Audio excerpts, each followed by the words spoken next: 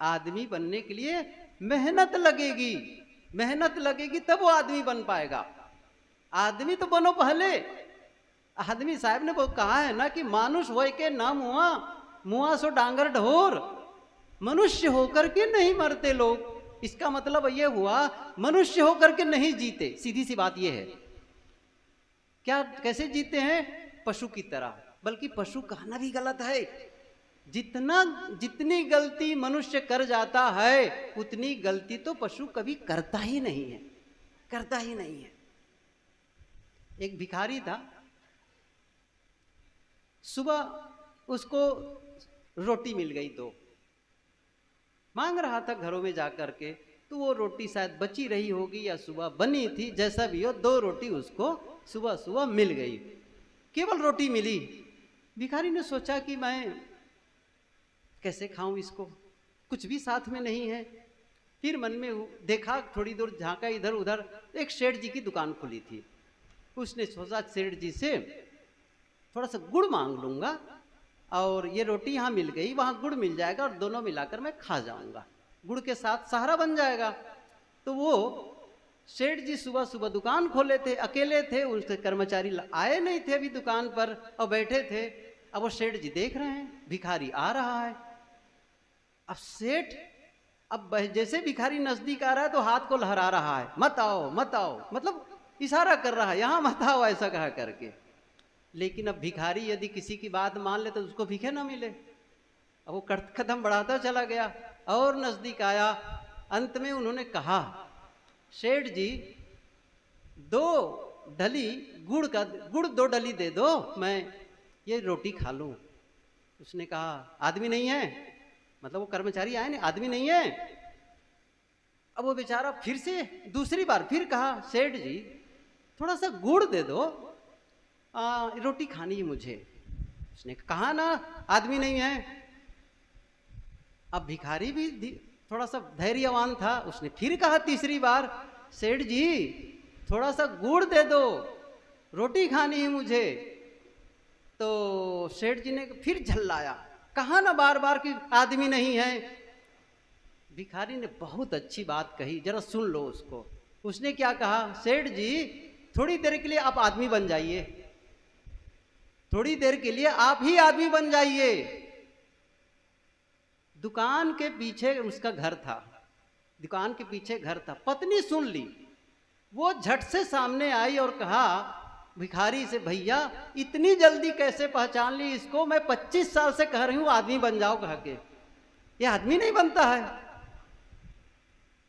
विनोद लग रहा है, ये कहानी है लेकिन कुछ संदेश है, संदेश है। संदेश क्या है? हम इतने गिर जाते हैं, इतने गिर जाते हैं कि पशु जितना नहीं गिरता है। मैं ये कह रहा था, कोई यदि यह जानबूझ करके गलत कर रहा हो कि सामने वाले को तकलीफ हो, तो फिर उस आदमी को बहुत काम करना है।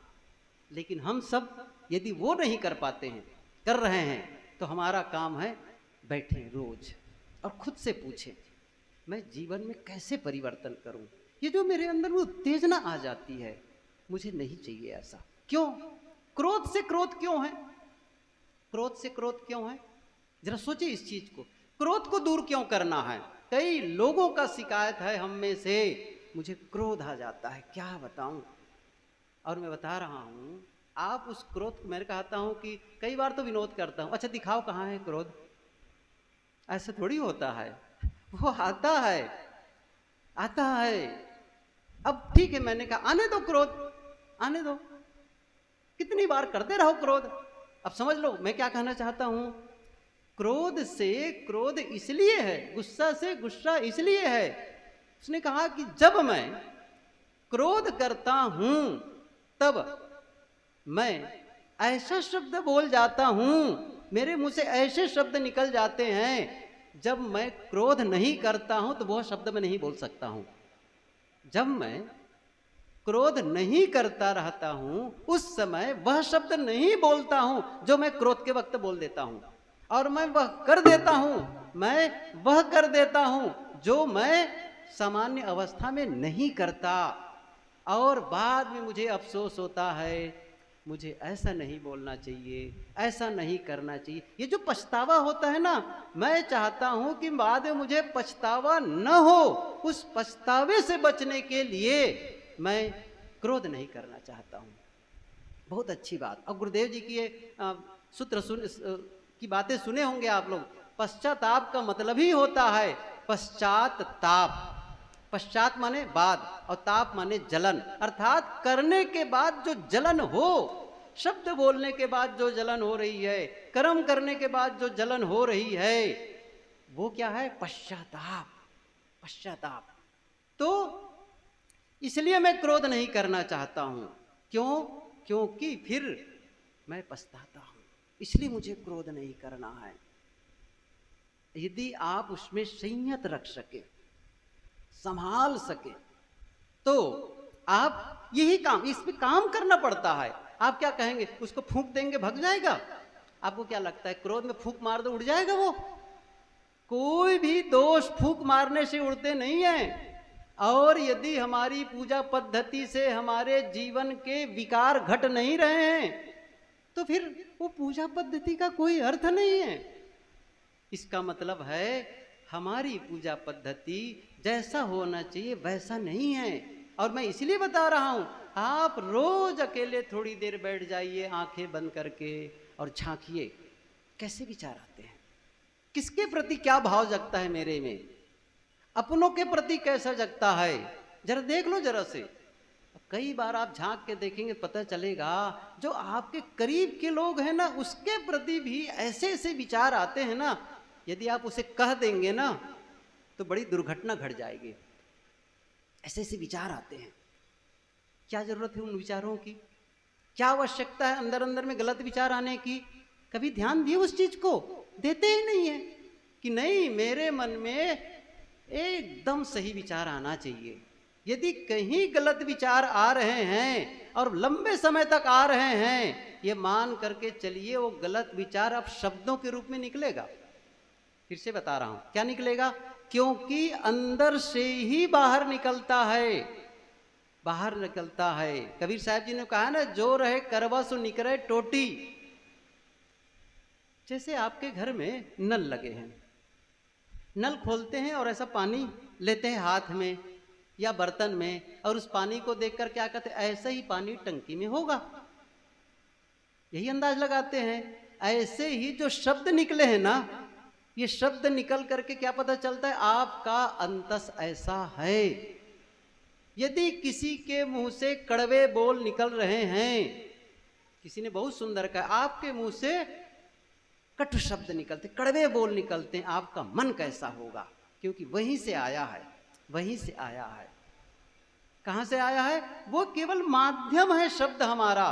अंदर की कड़वाहट, अंदर का जहर मुंह से बाहर निकल रहा है, शब्दों से बाहर निकल रहा है। बस शब्दों से ही नहीं निकलता है। मैं आपको बता दूं, आज अब भी मैं सुबह के सत्र में एक पुस्तक पढ़ रहा था। उसमें मैं कई दिनों से पढ़ रहा हूं उस पुस्तक को। आज जिस संदर्भ को मैं पढ़ा उसमें आया था 93%, 93% आप जो नहीं बोलते हैं और फिर भी बोलते हैं, उससे होता है प्रभाव। कितना? 93%, जिसे कहते हैं अनकही भाषा। आप लोगों के शब्दों में कहूं तो बॉडी लैंग्वेज। बॉडी लैंग्वेज अर्थात आपका शरीर बोलता है। 7% केवल शब्दों से हम प्रेषित करते हैं, शब्दों से।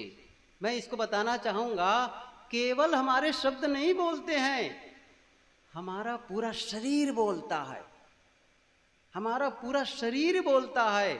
यहां तक और बताऊं, आपके कपड़े भी बोलते हैं, आपके कपड़े बोलते हैं, आपका हेयर स्टाइल बोलता है, आपका मेकअप बोलता है। बोलता है कि नहीं बोलता है? क्योंकि जो कपड़ा पहने हैं, किसने चुनाव किया है? कपड़ा बाहर है, चुनाव भीतर से होता है। समझ रहे हैं ना? चुनाव भीतर से होता है। इसका मतलब चुनाव आप उसको पसंद कर रहे हैं। तो आप देख लीजिए आपका मन का स्तर कैसा है, दूसरों को आकर्षित करने के लिए या अपने शरीर निर्वाह के लिए। दोनों का अंतर को समझिए, कहाँ बदलाव आया है। यह पहनने से मुझे लोग मेरी ओर आकर्षित हों, ये एक पक्ष है। और दूसरा क्या है, नहीं, मुझे एक मर्यादा के तहत, मर्यादा पालन के लिए एक ऐसा सात्विक परिधान का उपयोग करना है जिससे मैं अपनी पारिवारिक मर्यादा के अनुरूप रह सकूं। मेरा जो जीवन शैली है, मेरा जो आध्यात्मिक प्रक्रिया है, उसके अनुरूप मैं पहन सकूं, ये आप ध्यान रखते हैं। या फिर ये ध्यान रखते हैं, मैंने कहा ना कि लोग मेरी ओर आकर्षित हों। कहां से हो रहा है, भीतर से।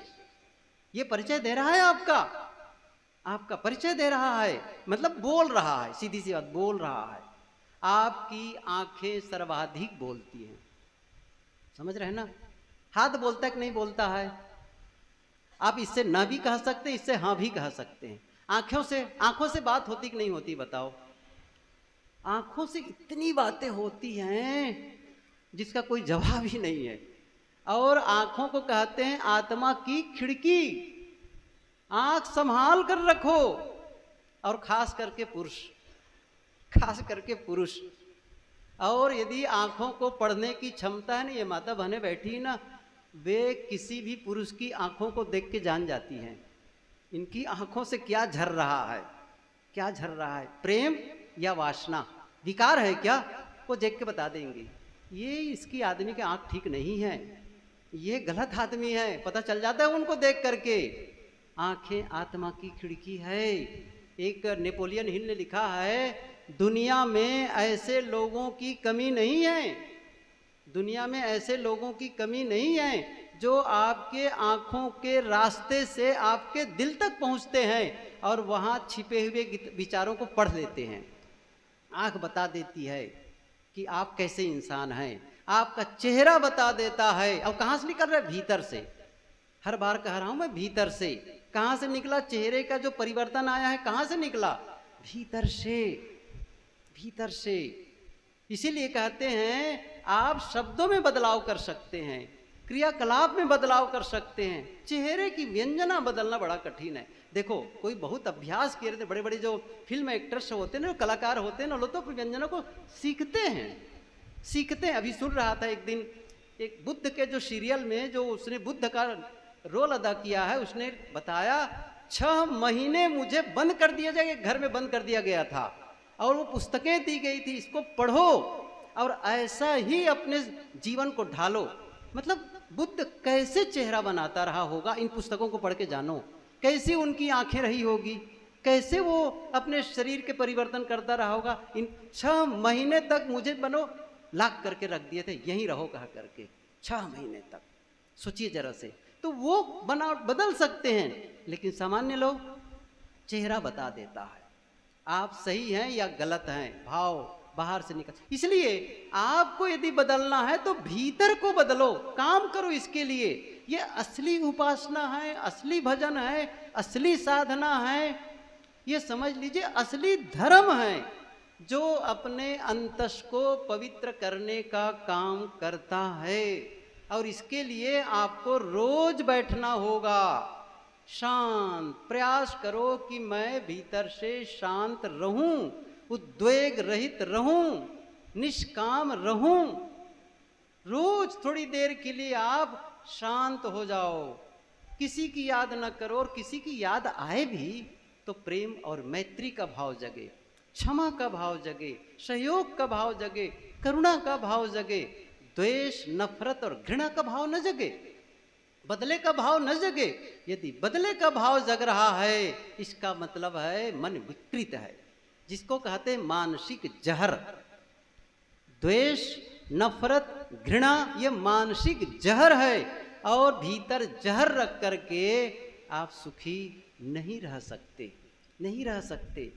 फिर ये सब दिखावा है। मैं सही, फिर बार बार मैं इस बात को दोहरा रहा हूं, मैं किसी की भी उपासना करता हूं, आप जाने, चाहे वो राम हो, कृष्ण हो, ईसा हो, मोहम्मद हो, बुद्ध हो, साईं हो, गणेश हो, और आजकल अभी आने वाली है अष्टभुजी, सही कि नहीं, दुर्गा माता। कर लो पूजा। अंतस बदल रहा है, वहां पवित्रता आ रही है, वहां निर्मलता आ रही है। यदि नहीं आ रही है ना, तो फिर आप अपने को धोखा दे रहे हो। अपने को ही नहीं, दूसरों को भी क्या धोखा दे रहे हो, मैं धार्मिक हूं, लोग जाने, जबकि अंदर तो अधर्म भरा हुआ है। कैसे पता चलता है? आपके जीवन से पता चलता है। जब आप बोलते हैं तो पता चल जाता है आप धार्मिक है का धार्मिक, क्योंकि शब्दों में कटता आती है।